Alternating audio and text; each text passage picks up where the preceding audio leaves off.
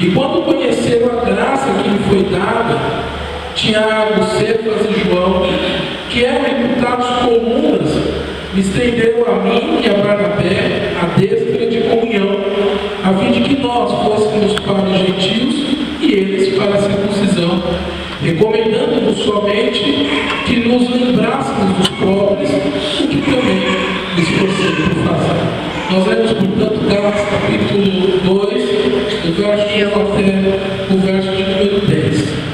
Pois bem, como diria o cantor baiano, sonho que se sonha só, é só um sonho que se sonha só, mas sonho que se sonha junto é realidade.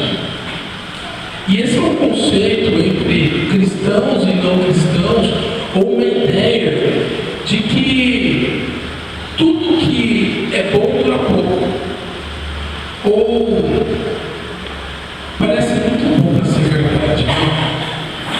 A isso me faz lembrar de um conto, de uma história, a história da Cinderela. Ela era filha de um comerciante rico. O seu pai morreu e ela ficou nas mãos da sua madrasta e da tudo das duas filhas dela. E ela passou a ser uma serviçal. As meninas andavam todas empetecadas, bonitas, e saíam, e dormiam, e comiam, mas a coitadinha da Cinderela, como conta-nos aquela história infantil, era empreguete. Ela ficava lá só a serviço, não é daquelas mulheres. E daí houve um grande parto. A madrasta, suas filhas saíram para o grande parto. E a Cinderela não podia sair. De repente, aparece a fada madrinha, arruma toda a casa num passe de mágica e dá a Cinderela uma roupa especial. E ela pôde ir para o grande parto. Bom, nós bem sabemos que o príncipe se apaixonou por ela. E ela que havia perdido o sapatinho de cristal, é procurada pelo príncipe por toda a redondeza, por toda a cidade. O príncipe foi provando, né, os pés das moças da região para saber qual os pés eram os donos daquele sapatinho. Bom, mas o ponto é que a princípio todo aquele sonho da Cinderela iria durar até a meia-noite. O que é bom, dura um pouco, não é? Um bom filme passa rapidamente. Um bom jogo de futebol. Um bom sermão, um bom culto. Não é assim? Mas o texto nos fala da verdade do Evangelho, que era pregada por Paulo. Nós temos aprendido nesses últimos domingos, o apóstolo Paulo estava combatendo o legalismo que era pregado ali na Galácia. Muitos dos membros daquela igreja, muitas das pessoas que ali residiam, muitas daquelas pessoas não estavam preocupadas ou atentas para com a graça de Deus. E equivocadamente entendiam que a salvação era dada através das obras humanas. Mas a palavra de Deus nos ensina que nós somos salvos pela graça. Não há condição para nós sermos salvos. Não há mérito em nós para que o Senhor pudesse ter nos resgatado, a não ser a sua graça, a não ser o seu amor grandioso. Então o apóstolo Paulo ilustra como ele ensinou, tanto em Jerusalém quanto em Antioquia, a respeito da verdade do Evangelho. Então ele nos conta essas duas ilustrações, do verso 1 ao verso 10, como ele pregou a verdade do Evangelho em Jerusalém, e do verso 11 ao verso 21, como ele pregou a verdade do Evangelho em Antioquia. E a palavra-chave do texto está no verso 5 e no verso 14. Nos dois versos nós encontramos a expressão a verdade do Evangelho. E o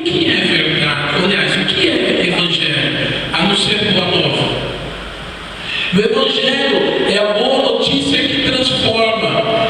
O Evangelho é a boa nova que muda a vida, mas muda para todo sempre. O Evangelho não nos apresenta um sonho. O Evangelho não nos apresenta um bom momento, porém curto. Mas o Evangelho nos apresenta uma mudança de vida perante o Senhor. O Evangelho nos apresenta uma vida eternamente em comunhão com o Criador dos céus e da terra. O Evangelho nos apresenta uma eternidade sem pecado. E é exatamente por isso que Paulo pregava a verdade do Evangelho. É necessário que este Evangelho seja pregado. Mas de que forma esse Evangelho deve ser pregado? Primeiro ponto. O verso 1 nos diz: 14 anos depois, subiu outra vez a Jerusalém com Barnabé, levando também a Tito. Você já ficou muito tempo sem ver uma pessoa querida? 14 anos, por exemplo. Eu revi este ano alguns amigos que se formaram comigo no 8º século. Alguns que foram alfabetizados comigo. Interessante, né? Ver essa turma hoje barbada, com seus filhos e agregados e tudo mais. E alguns eu não vi há 14 anos, há 20 anos. Cabelos brancos, barba, barriga grande, alguns cabelos que caíram. Tanto tempo. Fazia tempo que o apóstolo Paulo não havia estado em Jerusalém. Bastante tempo. E ele volta lá. Ele volta para confrontar, especialmente a liderança da igreja, com a palavra de Deus. Para que a liderança da igreja se apercebesse que a salvação era dádiva do Senhor. Agora veja que Paulo não foi sozinho. O verso 1 diz que Paulo foi a Jerusalém, ou subiu a Jerusalém com Barnabé. Barnabé foi uma das maiores figuras da igreja do primeiro século. E a expressão com Barnabé indica companheirismo. É verdade que Paulo era o líder daquela empreitada, mas não há aqui, na expressão ou no texto, nenhuma ideia de inferioridade de Barnabé. Paulo coloca Barnabé como seu companheiro, como seu parceiro. E juntamente com eles foi um outro homem chamado Tito. Tito se converteu através da pregação do apóstolo Paulo. Ele era filho de Paulo na fé. Mas há um dado bastante interessante, que é o fato de Tito ser um gentio. Ele não era judeu. E com isso, Paulo queria mostrar, para levarmos em vários outros textos, o apóstolo Paulo, ele destaca os seus cooperadores. Pessoas que intercederam por ele. Pessoas que o abrigaram. Pessoas que trabalharam, que pregaram com ele. O ponto é que, uma vez transformados pelo Evangelho do Senhor Jesus, é necessário que nós sigamos avante e preguemos o Evangelho a toda criatura.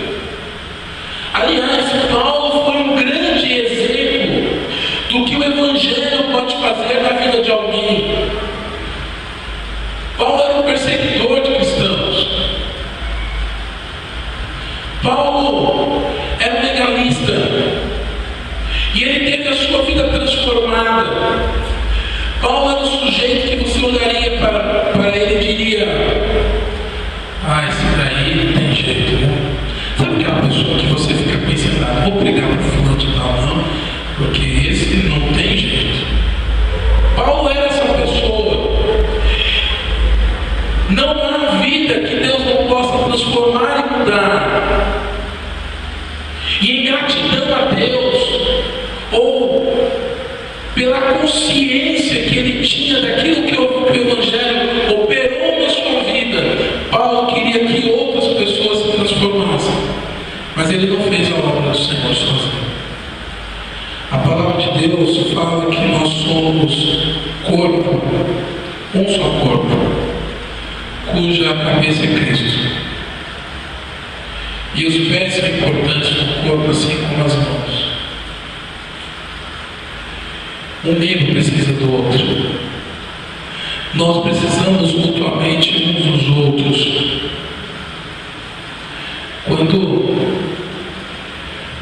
lá em Corinto começou a levantar um fã-clube, o fã-clube de Paulo, o fã-clube de Apolo, e tanta verdade que o Senhor permitiu que Paulo fosse afligido por um espinho na carne, e nós não sabemos ao certo o que era esse espinho, mas sabemos que era o mensageiro de Satanás para esbofetear e humilhar o apóstolo Paulo, para que ele não se ensoberbecesse. Havia um clube de Paulo, mas Paulo disse lá em 1 Coríntios capítulo 3, verso 6, eu plantei, Apolo regou, mas o crescimento veio de Deus. O crescimento vem de Deus. E nós precisamos fazer o trabalho conjunto. O pastor não faz o trabalho sozinho. Assim como os músicos não tocam a igreja, ou você não toca a igreja sozinho. Mas sem mim a igreja não seria nada. Nós precisamos mutuamente uns dos outros para realizar a obra do Senhor.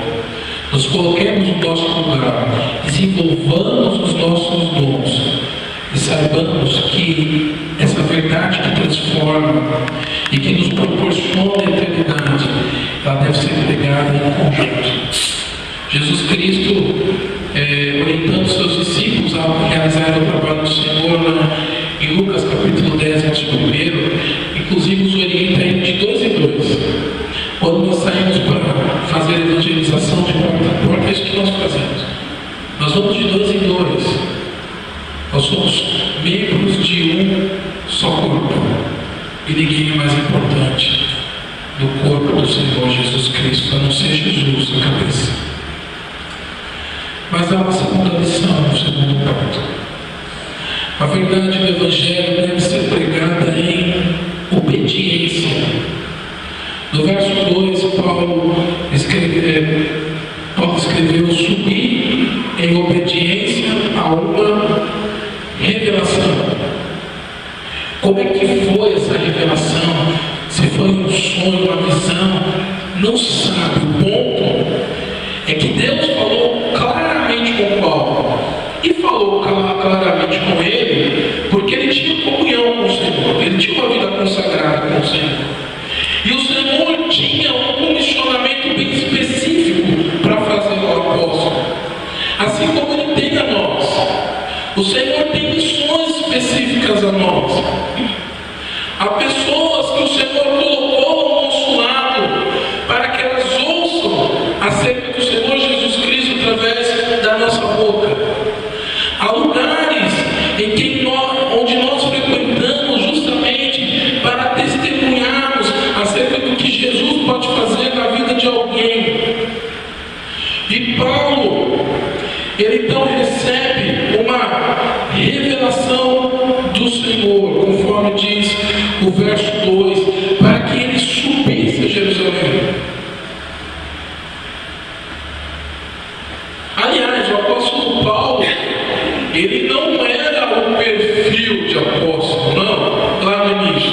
Tinha prerrogativas, tinha conhecimento, mas por conta do seu legalismo, aliás, por conta da sua vida longe dos caminhos do Senhor, ninguém diria que ele seria um dos nomes mais relevantes do cristianismo.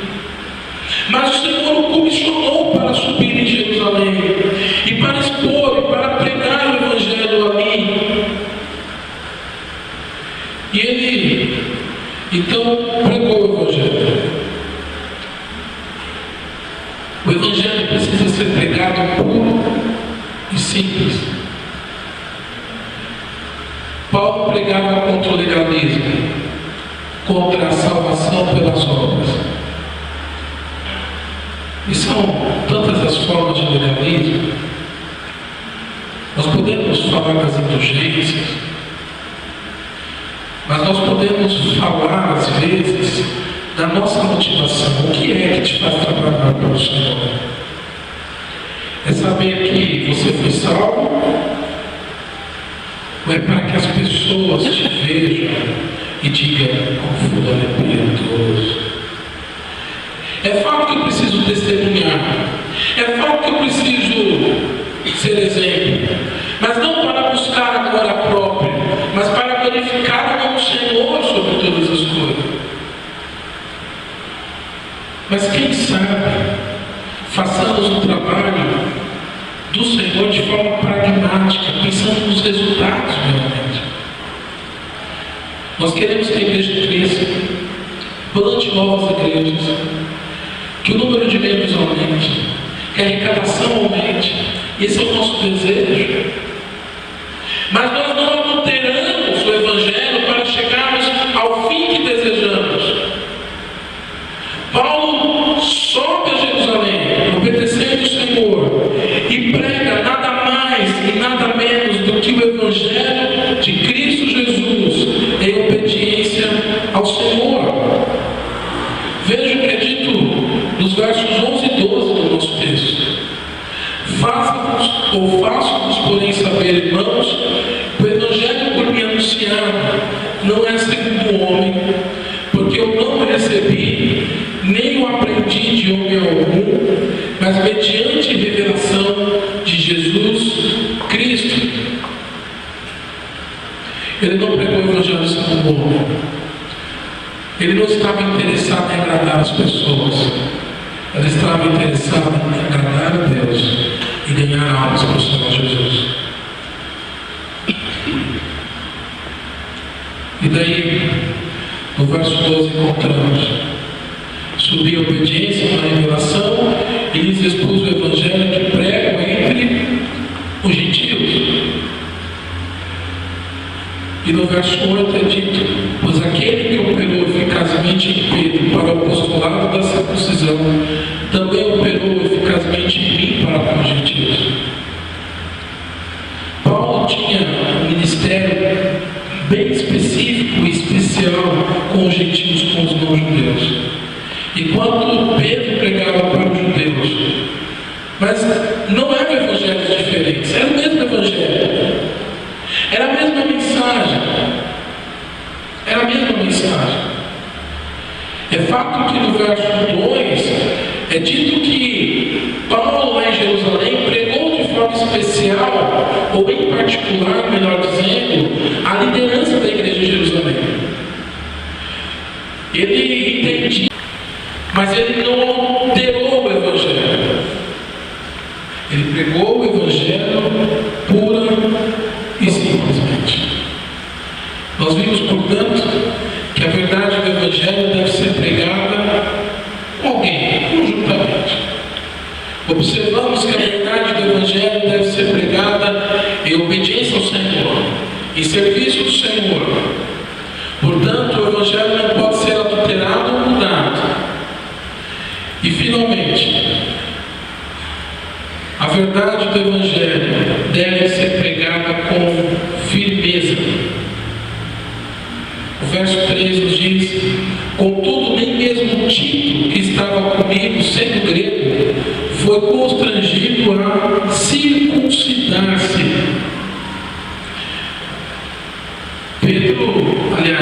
Tito passou por uma grande pressão. Havia todo um constrangimento para que ele fosse circuncidado. Como ele poderia fazer parte da igreja de Cristo se ele não havia sido circuncidado? Mas diz o texto que ele, embora constrangido, ele não se submeteu.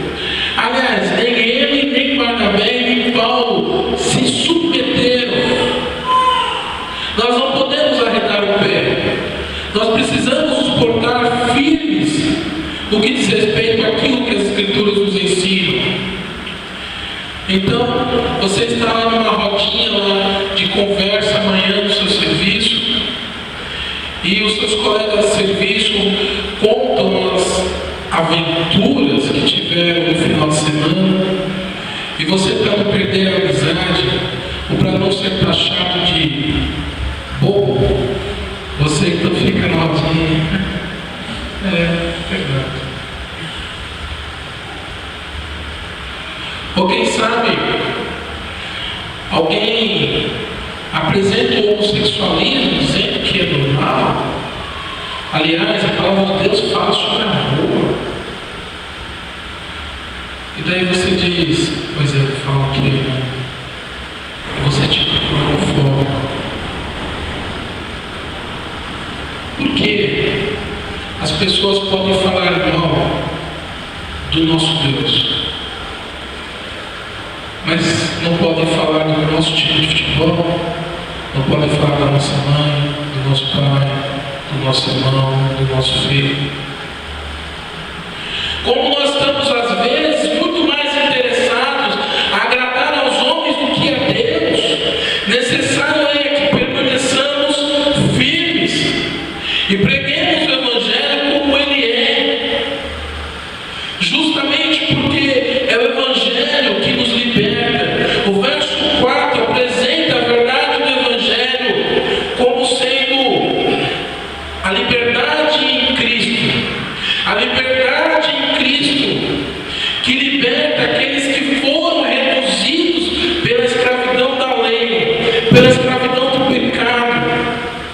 Mas aqueles homens nada puderam acrescentar a Paulo e aos seus companheiros, conforme o verso de número 6. Nada puderam acrescentar, nada puderam lhes conferir, justamente porque eles se mantiveram firmes, prontos para obedecer o Senhor e para pregar o Evangelho a toda criatura. A verdade do Evangelho deve ser pregada conjuntamente. A verdade do Evangelho deve ser pregada em obediência. E a verdade do Evangelho, ela precisa ser pregada com firmeza. Com firmeza. O verso 7 ainda diz antes, pelo contrário, quando viram que o Evangelho da incircuncisão me fora confiado como a Pedro, o da circuncisão, pois aquele que operou, continuando o verso 8, eficazmente em Pedro para o apostolado da circuncisão, também operou eficazmente em mim para com os gentios, e continua. E quando conheceram a graça que me foi dada, Tiago, Cefas e João me eram reputados colunas, me estenderam a mim e a Barnabé dessa da comunhão, a fim de que fôssemos para os gentios e eles para a circuncisão.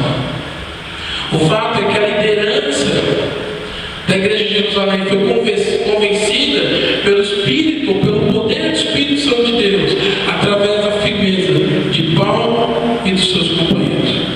A verdade do Evangelho deve ser pregada, porque é ela que transforma. Eu quero encerrar dizendo que, ao contrário do que diz uma musiquinha bonitinha da minha adolescência, de uma banda gaúcha, o céu não é só uma promessa. O céu é realidade para aqueles que atentarem para a mensagem do Evangelho do Senhor Jesus, que foi enviado pela sua graça e que derramou o sangue que nos redime de todo pecado. Essa realidade, ela é muito mais do que um sonho. Ela nos foi conquistada por Cristo Jesus. E se você aceitar Jesus como seu único e suficiente Salvador e deixar de viver a sua vida como você quer viver e passar a viver em conformidade com a palavra de Deus, em gratidão por aquilo que Ele fez na cruz, você estará evidenciando que foi transformado por este Evangelho e que experimentará essa nova realidade. Isso faz sentido para você? Que tal viver esta nova realidade, que é muito mais do que um sonho? Que tal experimentar os efeitos da verdade do Evangelho? E uma vez transformados, não percamos tempo. Não perca tempo você, meu irmão e irmã. Pregue a toda criatura. Mãos à obra. Apresente o Evangelho firmemente, obedientemente. Seja você instrumento de Deus como foi Paulo, para que vidas sejam transformadas. Que Deus os abençoe. Amém? Vamos adorar o Senhor, orando e agradecendo por este momento. Obrigado, Senhor, pela Tua palavra viva e eficaz, pelo Teu Evangelho transformador, pelo exemplo dos Teus servos do passado, pelo sangue remidor de Cristo Jesus. Dá-nos, Deus, a graça de entendermos tudo isso e vivemos em conformidade com a Tua mensagem, vivemos em conformidade com a Tua palavra, sendo instrumentos, ó Deus, do Teu amor, sendo instrumentos, ó Deus, do Teu Santo Espírito para a transformação de vidas. Que nós vivamos não só meramente uma utopia, mas que nós vivamos verdadeiramente a verdade do Evangelho, em obediência e gratidão por aquilo que o Senhor Jesus Cristo fez na cruz do Calvário para nos salvar.